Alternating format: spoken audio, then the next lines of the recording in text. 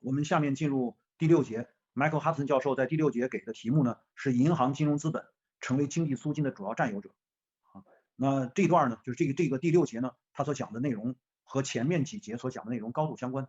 就是当美国从发展实体经济成为2战之后的实体产业第1大国的同时，也因为战争，就是第2次大战，导致呢世界各国为了从美国这个世界最大的军火生产国得到战争物资，那就当然像它各国的战争状态下，各国的这个货币都不值钱嘛，纸币就贬值嘛，那只能使用黄金。那于是乎美国呢就借2战，就第2次世界大战发了战争财，收储了世界上60%的黄金。那美元也因此就变成了以1944年的布雷顿森林体系所提出的一个基本的这么一个制度，就是美元可以随时兑换，按一固定比例兑换黄金，因为它拥有世界最大的黄金储备啊。当然它的纸币就被当成黄金一样的等值，所以叫美金，对吧？不叫美元，叫美金。比如一些中国人不是长期在民国时期一直到就把它叫做美金嘛，因此它就可以用美金在世界范围内当黄金使用。那当然它是美国印出来的钞票了，那就意味着这里边它就有了一个潜在的金融租就资金租在这里边。它并不是生产过程中间产生的收益，而是凭着美国在2战之后所形成的军事霸权支撑它的资金体系，就是货币体系、金融体系，它就能够稳定的获得世界各国拼命生产来获得它这个资金，获得美元，而向它交纳的其实叫做托宾税。这就意味着它有了占有超额经济收益的一个特殊的地位，这是靠着美金来支撑的。这一点呢大家都知道当然美军支撑的美金还得有美国的制度体系来维，所以我们叫3美了，美军、美金、美制，再加上什么呢？美国的话语，那就是美国的软实力，让大家都相信这是天经地义应该的。比如说叫4美这个4美，美军支撑的美金，维护的美国制度形成的美国话语，这4美构成了美国长期获取金融租的基本条件。所以呢，在这里边呢 ，Michael Hudson 用西方的政治经济学的理论，对于这个金融资本取代土地贵族成为经济租金的主要收取者，做了一系列的分析。所以他这个分析呢，应该说对于这个西方的制度演变来说呢，有相当深刻的这个意义。但是从我们这些年，我们相见大团队的各种各样的研究力量结合了国际的形势变化所形成的这个分析框架呢，应该说还是有一定的可以结合起来来相得益彰的这么一个情况。所以我希望呢，各位在学习 Michael Hudson 这个6节的这个讲座的课程的同时，也要注意参考一下我们这些年，特别是关于第10次危机我们有一本书原来呢叫做8次危机，现在呢叫做10次危机。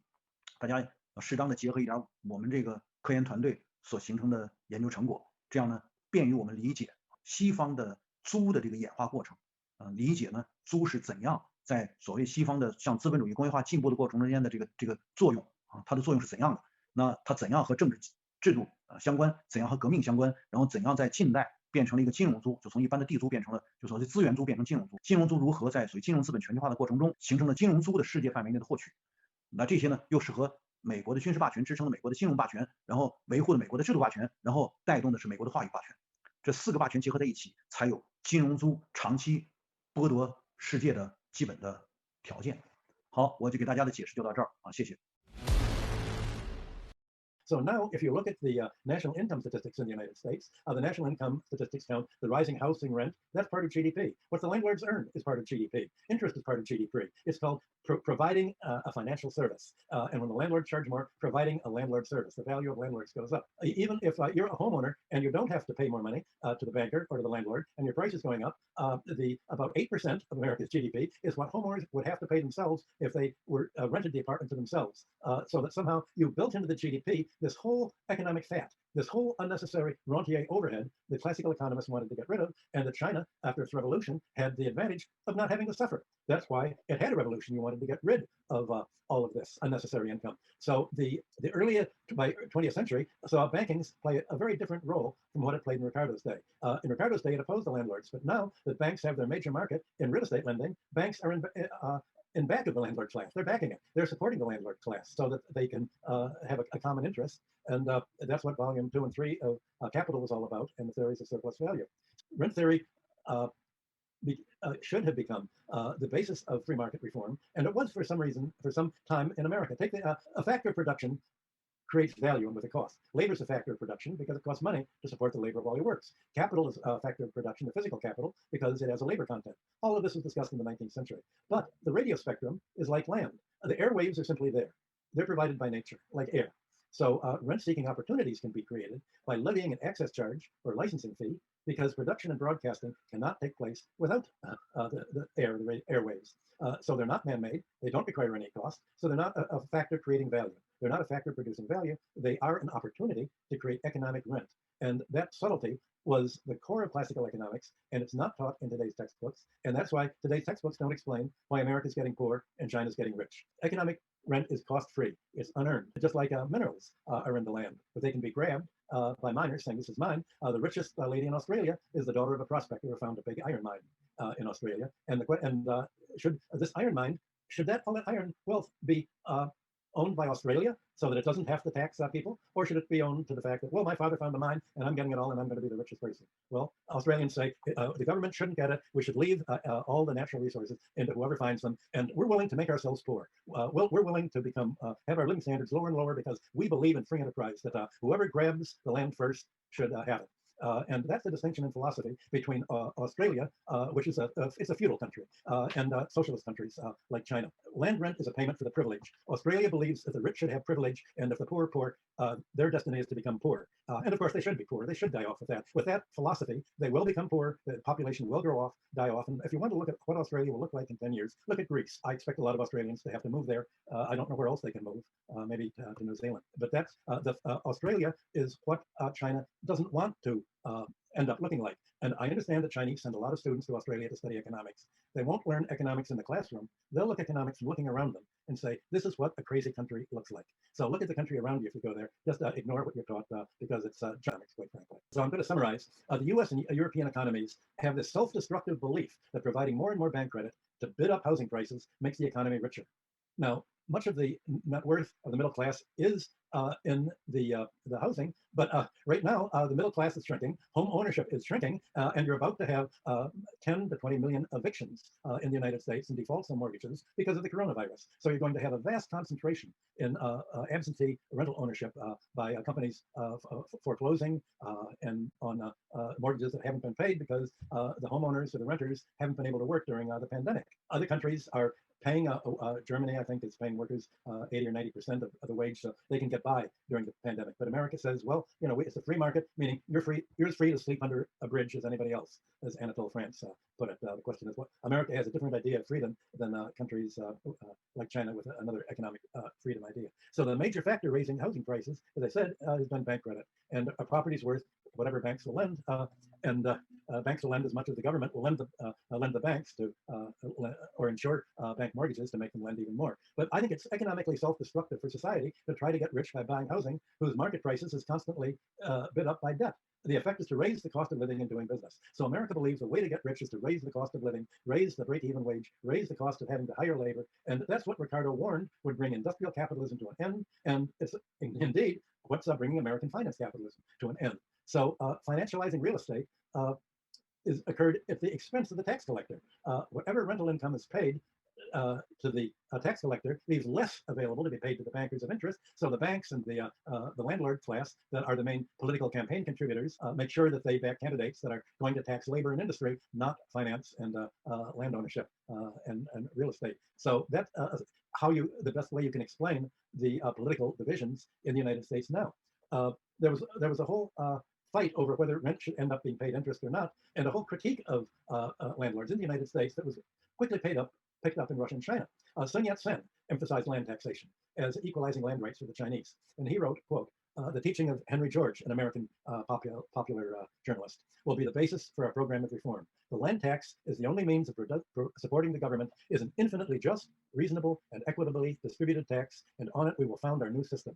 The centuries of heavy and irregular taxation for the benefit of the Manchus have shown China the injustice of any other system of taxation. So Dr. Sun's aim was to prevent a landlord class from continuing to dominate Chinese development. I don't think he thought that owner-owned houses that had to have a high cost would be much of a solution. His three principles of the people were the railroads, public utilities, canals, and forests should be nationalized, and all income from the land and mines should be in the hands of the state.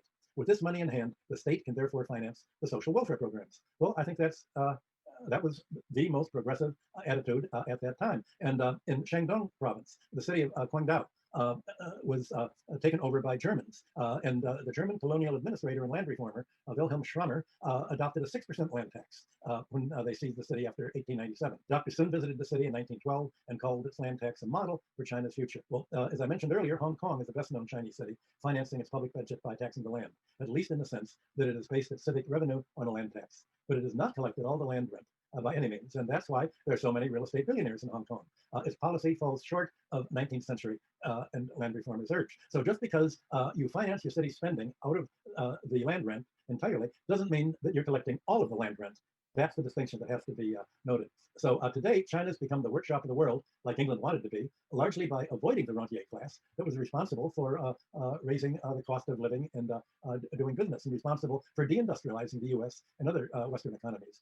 The government is nominal owner of the land, but the question is, how much is the government going to tax the value of the land to keep it from enriching housing prices and absentee landlords who are renting it out, enriching bankers, not because of population growth and not because of rising prosperity, but simply because of easier credit.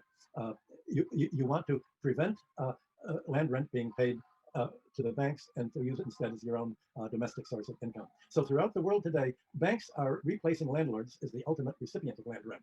That's what makes today's world different from that emerged from feudalism and that of the 19th century. And this debt-financed rise in the cost of living increases the cost of labor, and that's the American disease. Now, I'll leave it for the next lecture, dealing with financialization, to explain how this financialization has occurred throughout the whole economy, not only absorbing real estate, but how industry itself has been financialized and drained and deindustrialized by being financialized. Ricardo depicted the banks as the friends of industry by promoting free trade so that it could compete in foreign markets. But today, banks have become the opposite of the supporters of industry. They help deindustrialization because deindustrialization enables gentrification of the land and real estate wealth and rentier wealth. Ricardo did not acknowledge any role at all that was played by finance in raising the cost of production, because he was the bank lobbyist. He was the parliamentary spokesman for the banking class. He was a bond broker.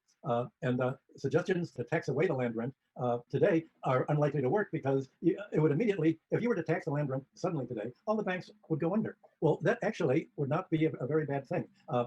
In China, all of a sudden, you were to tax the residential land, then the Chinese homeowners would say, wait, I can't pay the tax and pay the bank. So the government would say, tell you what, okay, declare bankruptcy, wipe out the debt to the bank. We will then sell you back the house, for whatever it was worth before without the land. And we're just going to get the money that you used to pay the bank, you'll now pay the government as a land tax. Well, in America, the government is not the banks. And so the banks would fight this. The government would have to let the banks go under and replace it with public bank. You would have to make banking a public utility.